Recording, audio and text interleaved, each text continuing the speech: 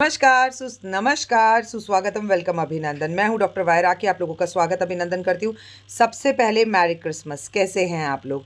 और एकादशी की हार्दिक शुभकामनाएं। आज है एकादशी, साल की आखिरी एकादशी। मन लगाकर व्रत रखें। आज माँ लक्ष्मी को तिल के लड्डुओं का भोग ज़रूर लगाएं। आप भी तिल के लड्डू ज़रूर खाएं। इसके साथ साथ आज खीर घर में बनाना बेहद उत्तम होता है। और ऑब्वियसली आज क्रिसमस है तो केक तो आप ज़रूर खाएंगे।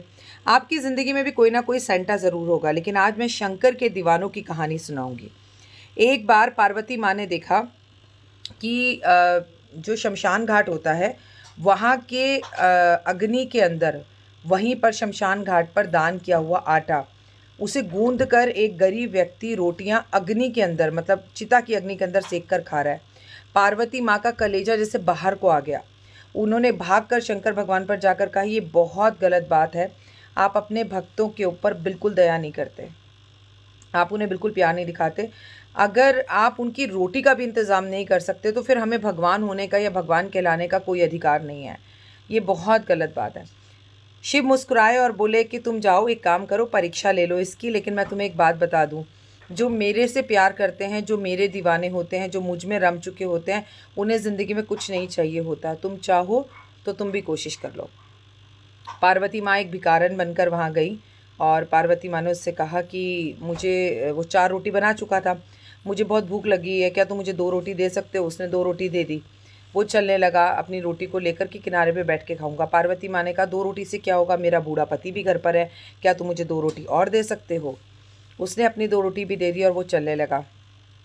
पार्वती माँ ने फिर उसे आवाज़ दी और बोली, मैं तुमसे बेहद खुश हूँ, तुम बताओ तुम वरदान में क्या मांगते हो? तो बोला, तुम मुझे क्या वरदान दोगी?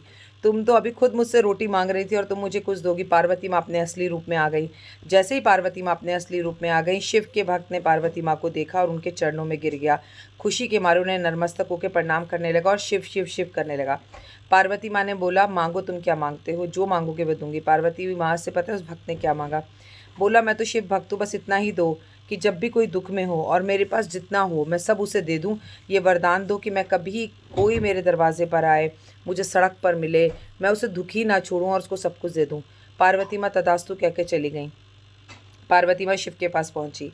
शिव ने बोला, देखा, जो सही मानों में मुझे प्राप्त कर लेता है उसके लिए यम यम की जगह, यानी कि शमशान घाट, धरती, आसमान, आकाश सब एक हो जाता है। वो सिर्फ अपने बारे में नहीं सोचता, वो दूसरों के बारे में सोचता है।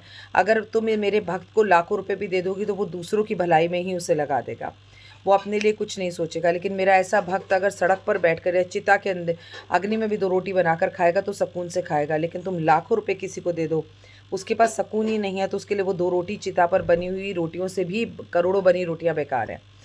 बात शंकर भगवान की सही है। कफन में जेब नहीं होती, हम मरने के बाद कुछ नहीं ले जाते। जैसे कि कल की कहानी में मैंने कहा कि टेबल पर हम सामान इकट्ठा करते रहते हैं, लेकिन हमें ये ज़रूर सोचना चाहिए जब हम मर जाएंगे तो क्या हमारी औलाद हमारी फ़ोटो के ऊपर एक हार चढ़ाएगी? क्या हमारी पुण्यतिथि याद रखेगी? क्या उसे हमारा जन्मदिन याद रहेगा?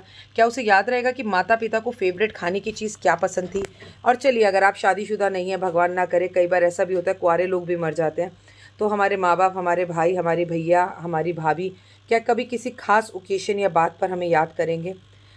रिश्तों को मधुर बनाएं। साल जाते जाते बहुत कुछ सिखा कर जा रहा है, आप भी कुछ सीख जाइए। इज़्ज़त दीजिए, इज़्ज़त मुफ्त मिलेगी। प्यार बांटिए, प्यार मिलेगा। ज़िंदगी बहुत खूबसूरत है पर बहुत छोटी भी है। कुछ ऐसे काम करिए कि आपके मुँह से सिर्फ हर वक्त एक ही बात लगे निकले, बिलीव इन कर्मा। अपने कर्मा को बहुत अच्छा कीजिए। फिलहाल कमेंट्स में जाकर जय माता दी लिखिए। एकादशी और मैरी क्रिसमस की हार्दिक शुभकामनाएं। खासकर बच्चों को कहना चाहूँगी, मैरी क्रिसमस बच्चों, मन लगाकर पढ़ना, ईश्वर पर आस्था और विश्वास सदैव रखना।